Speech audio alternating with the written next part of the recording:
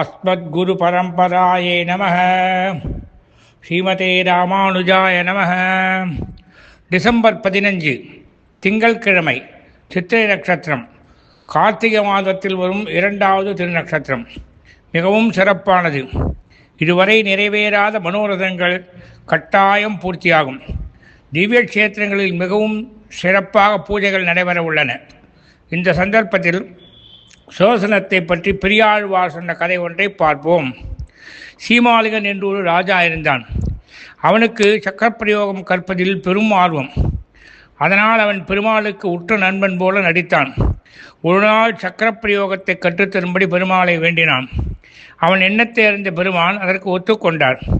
சக்கரத்தை சீமாலிகன் கையில் வைத்து பிரயோகம் செய்யுமாறு கூறினார். உண்மையை அறிந்த சோசனம் பொறுமையாக காத்து கொண்டிருந்தார். ஊக்குவிக்க வேண்டும். சீமாலிகன் சக்கரத்தை ஏவி அதை திரும்ப பெற முயன்ற போது அவன் கையை சரியாக வைக்கவில்லை. வேகமாக திரும்பிய சக்கரம் அவன் தலையை அறுத்தது. பெருமாளுக்கு துரோகம் செய்வர்களை கூட சக்கரத்தாழ்வாதான் சிக்ஷித்து பெருமாளை இக்கட்டு நின்று விடுவிக்கிறார். இதை பெரியாழ்வார் தன் பூச்சூடல் பாசுரத்தில் சுமாலிகன் அவனோடு தோழமை கொள்ளவும் வல்லாய், ஆமார் அவனை நீ எண்ணி சக்கரத்தால் தலை கொண்டாய் என்று பாடி மகிழ்கிறார். நம் எதிரிகள் அனைவரையும் சக்கரத்தாழ்வார் அழித்து நம்மை ரட்சிப்பார். ஜெய ஜெய ஸ்ரீ சுதர்சனா, ஜெய ஜெய ஸ்ரீ சுதர்சனா.